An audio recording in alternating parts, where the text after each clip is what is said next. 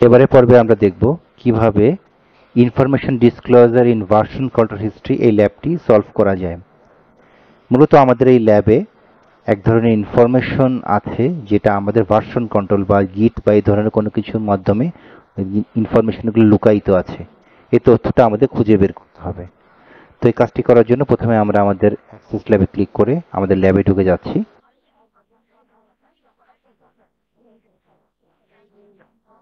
আমরা আমাদের ল্যাবে ঢুকে গিয়েছি। এর আগে আমরা ল্যাবে যেটা করেছিলাম যে লিঙ্ক অ্যাড্রেসের পাশে আমরা রোবট টেক্সট দিয়েছিলাম, বাট এবার আমরা রোবট টেক্সট না দিয়ে আমরা ফরওয়ার্ড স্ল্যাশ দিয়ে লিখছি ডট গিট, অর্থাৎ আমরা খুঁজে বের করতে চেষ্টা করছি এখানে কোনো গিট রিপোজিটরি আছে কিনা। তো গিট রিপোজিটরি হচ্ছে যদি কোনো ডেভেলপার বা কোনো ওয়েব পেজের হোস্টিং তারা যদি গিট রিপোজিটরি তৈরি করে থাকে সেটি পাবলিকলি ওপেন থাকার কথা না, কিন্তু অনেক সময় ভুলবশত আমরা যদি এই গিট রিপোজিটরিটা আমাদের ওয়েবসাইটের সাথে অ্যাড থাকে, পাবলিকলি অ্যাক্সেসেবল থাকে, অর্থাৎ জাস্ট আমি আমার মেন ওয়েবসাইটের পাশে একটি ফরওয়ার্ড স্ল্যাশ দিয়ে ডট গিট দিচ্ছি, তো এটার মাধ্যমে যদি এটা থাকে তাহলে এই ওয়েবসাইটটা খুলে যাবে, যেটা আমাদের জন্য অত্যন্ত ভালনারেবল। তো দেখুন আমাদের এই গিটের ওয়েবসাইটটি খুলে গিয়েছে, অর্থাৎ এখানে বোঝা যাচ্ছে তারা একটি গিট রিপোজিটরি ইউজ করেছে, কিন্তু এটি পাবলিকলি অ্যাক্সেসেবল। তো এখন আমরা যেটা করব, আমরা লিনাক্স কমান্ড ইউজ করে এই গিট রিপোজিটরিটা কমপ্লিটলি আমরা কপি করে নেব, কপি করে আমরা আমাদের নিজস্ব ড্রাইভে প্রবেশ করাবো। তো এটি করার জন্য আমরা যেটা করব, প্রথম উইন্ডোজ আর দিলাম, সিএমডি লিখে আমরা কমান্ড প্রম্পটে চলে গেলাম। কমান্ড প্রম্পটে চলে যাওয়ার পরে আমরা এখানে লিখব WSL, অর্থাৎ উইন্ডোজ সাবসিস্টেম ফর লিনাক্স, তারপরে আমরা লিখছি ডাবল হ্যাশ দিয়ে ইনস্টল। যেহেতু আমার এটা আগে থেকে ইনস্টল করা আছে সুতরাং এটি ইনস্টল নেবে না, এটা সরাসরি উবুন্টু লিনাক্সের একটি প্ল্যাটফর্মে চলে যাবে। এটা মূলত আমরা আমাদের ভার্সন কন্ট্রোলটিকে চালু করে সেখান থেকে ওই পুরো ডাইরেক্টরিটি কপি করার জন্য ব্যবহার করছি। তো দেখুন উবুন্টু লিনাক্স কিছুক্ষণের মধ্যে এটি হবে। এটা একটা উইন্ডোজ, এটি একটি ফিচার যার মাধ্যমে উইন্ডোজের কমান্ড প্রম্পটে লিনাক্সে কমান্ড ইউজ করা যায়। তো আমরা আমাদের লিনাক্স প্রম্পটে চলে আসছি। তো এখন আমরা এখানে টাইপ করব WGET -R রিকার্সিভ কন্ট্রোল, এবং এইখানে আমরা যে ওয়েব পেজটি পেয়েছি এই লিঙ্কটি প্রথমে কপি করছি। কপি করার পরে আমরা রাইট মাউস ক্লিক করব। রাইট মাউস ক্লিক করলে এই পুরো লিঙ্ক অ্যাড্রেসটি এখানে চলে আসবে। এরপর আমরা ইন্টার দিচ্ছি। ইন্টার দিলে এই পুরো গিটস রিপোজিটরিটা আমার কম্পিউটারে কপি হয়ে যাচ্ছে। পুরোটি কপি হওয়ার জন্য আমরা একটু অপেক্ষা করছি। আমাদের পুরো রিপোজিটরিটি কপি হয়ে গেছে। চলুন আমরা দেখি আমাদের ফোল্ডারে এটি কোথায় আছে। আর যেহেতু এটি গিটের রিপোজিটরি সুতরাং এটিকে আসলে অ্যাক্সেস করার জন্য আমাদের গিট ইনস্টল করতে হবে। তো গিট ইনস্টল করার পদ্ধতিটা আমরা এখন একটু দেখে নিই। আমরা গিটে এই ওয়েবসাইটে চলে গেলাম। এখান থেকে ডাউনলোড ফর গিটে 64 বিট উইন্ডোজ সেটআপ, আমারটা যেহেতু 64 বিট তো আমি এখানে ক্লিক করছি।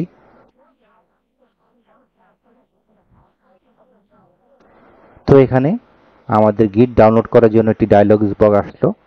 এই ডায়লগ বক্সে এখানে আমি ডাউনলোড দিচ্ছি। আমাদের গিটটি ডাউনলোড হয়ে গিয়েছে। এখন আমরা ইনস্টলেশন ফোল্ডারে আমরা চলে যাচ্ছি। তো এই যে গিটের আইকনটা আছে এখানে আমরা ডাবল ক্লিক করে আমরা ইনস্টলেশন করে নিচ্ছি।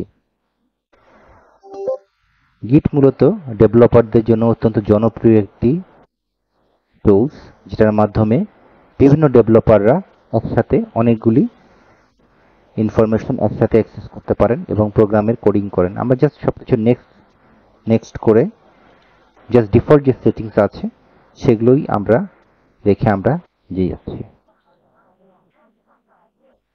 Next, next, next, next. সবকিছু ডিফল্ট রাখছি, কোনো কিছুই আমরা চেঞ্জ করছি না। কিছুক্ষণের মধ্যে ইনস্টলেশন শেষ হয়ে যাবে। যেটি বলছিলাম, গিট হচ্ছে মূলত ডেভেলপারদের জন্য ওটা জনপ্রিয় একটি প্ল্যাটফর্ম। এখানে একসাথে 10 থেকে 12 জন বা অজস্র ডেভেলপার একসাথে এখানে কাজ করতে পারেন, তাদের কাজের ইমপ্রুভ করতে পারেন। কথার কথা, আপনি একটি সফটওয়্যার ডেভেলপ করছেন, আপনি এক পাতা প্রোগ্রাম ডেভেলপ করলেন, আরেকজন ডেভেলপার আরেকটি পাতা করলেন। এভাবে বিভিন্ন ডেভেলপার সফটওয়্যারের উন্নয়নে ভূমিকা রাখতে পারেন গিটের মাধ্যমে।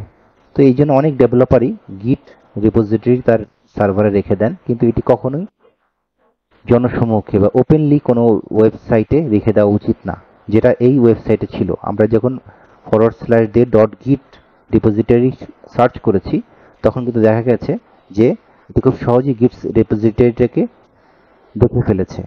এখন আমরা এই গিট রিপোজিটরিটা কপি করে গিট সফটওয়্যারটি যখন ইনস্টল করলাম, এটা দিয়ে সেটাকে অ্যাক্সেস করব এবং সেখান থেকে অনেক গুরুত্বপূর্ণ তথ্য থাকলে সেগুলো আমরা খুঁজে বের করব। আমরা রিলিজ নোট দেখছি না, আমরা ফিনিশ দিচ্ছি।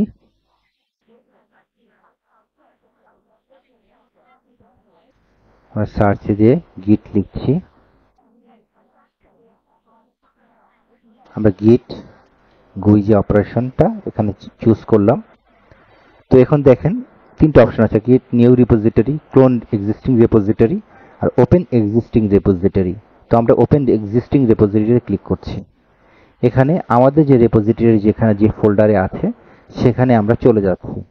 তো আমরা এখানে সি ড্রাইভে আমাদের রিপোজিটরিটা রেখেছিলাম, তো আমরা সেই সি ড্রাইভে খুঁজে সেখানে আমরা খুঁজে বের করছি। এই দেখুন, আমাদের ওয়েবসাইটের যে অ্যাড্রেসটি আছে সে অনুযায়ী সার্ভারটি কপি হয়ে গিয়েছে। এখন আমরা গিটে ঢুকে যাচ্ছি। এখন গিটে যে ভিজুয়ালাইজেশনের এখানে ক্লিক করলাম, দেখেন এখানে আরো অনেক ক্রেডিবল ইনফরমেশন আমরা পাচ্ছি। অর্থাৎ কার্লোস নামের একজন ইউজার এখানে পাসওয়ার্ড চেঞ্জ করেছে এবং দেখেন রেড মার্কিং দেওয়া আছে, অ্যাডমিনের একটা পুরাতন পাসওয়ার্ড দেওয়া। অর্থাৎ এই যে পুরাতন পাসওয়ার্ড এটা ছিল এবং পরবর্তীতে গ্রিন মার্কিং করা, অর্থাৎ নতুন একটি অ্যাডমিন পাসওয়ার্ড ইউজ করা হয়েছে।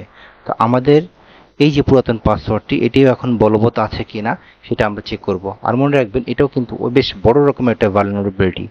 আপনার ওয়েবসাইটের যে গিট রিপোজিটরি আছে সেই রিপোজিটরি থেকে এই পাসওয়ার্ডটি এভাবে পাবলিকলি অ্যাক্সেসেবল করার কোনো সুযোগ নেই। অর্থাৎ এটি একটি বেশ বড় সড়ো একটি ভালনারেবিলিটি। এখন আমরা আমাদের ল্যাবের পেজে মাই অ্যাকাউন্টে ক্লিক করছি। এখানে ক্লিক করার পরে আমাদের লগ ইন পেজ আসবে। এই লগ ইন পেজে আমরা অ্যাডমিনিস্ট্রেটর লিখব, কারণ আমরা ধারণা করছি যেহেতু এটি অ্যাডমিন পাসওয়ার্ড হওয়ার কথা, সুতরাং এখানে অ্যাডমিন অথবা অ্যাডমিনিস্ট্রেটর যে কোনো কিছু একটা হতে পারে। তো আমরা জাস্ট ধারণা প্রসূত হয়ে এখানে অ্যাডমিনিস্ট্রেটরই লিখলাম। আপনারা অ্যাডমিনও লিখতে পারেন। যাই হোক, এখানে আমার ইউজার পাসওয়ার্ড দিয়ে দেখলাম সঠিকভাবে এটি ঘুরে গেছে এবং দেখেন এখানে অ্যাডমিন প্যানেলে আসছে, অর্থাৎ আমি এখানে অ্যাডমিন হিসেবে ঢুকে গেছি। সো এখানে আমি যখন অ্যাডমিনে ক্লিক করলাম, দেখেন এখানে দুইজন ইউজারের কথা লেখা আছে, কিন্তু বাস্তবে আপনারা কিন্তু কখনো এরকম এত সহজ অ্যাডমিন প্যানেল পাবেন না। এখানে দেখবেন যে অ্যাডমিন প্যানেলে আরো অনেক তথ্য আছে। যেহেতু এটি টেস্ট সাইট, এ কারণে এখানে মাত্র এই দুটি ইনফরমেশনে দেওয়া আছে। এখন আমরা আমাদের ল্যাবের রিকোয়ারমেন্টে যাই। তারা বলছে অ্যাডমিনিস্ট্রেটর হিসেবে আমাদের ঢুকতে হবে এবং কার্লোস নামের যে ইউজার আছে তাকে ডিলিট করতে হবে। সুতরাং আমরা এখন কার্লোস নামের যে ইউজার আছে তাকে ডিলিট করছি। কংগ্রাচুলেশন, আপনাদের ল্যাবটি সফলভাবে সম্পূর্ণ করা হয়েছে। এভাবে আমরা সহজেই ল্যাবটি সম্পন্ন করলাম। সাথে থাকার জন্য আপনাদের ধন্যবাদ।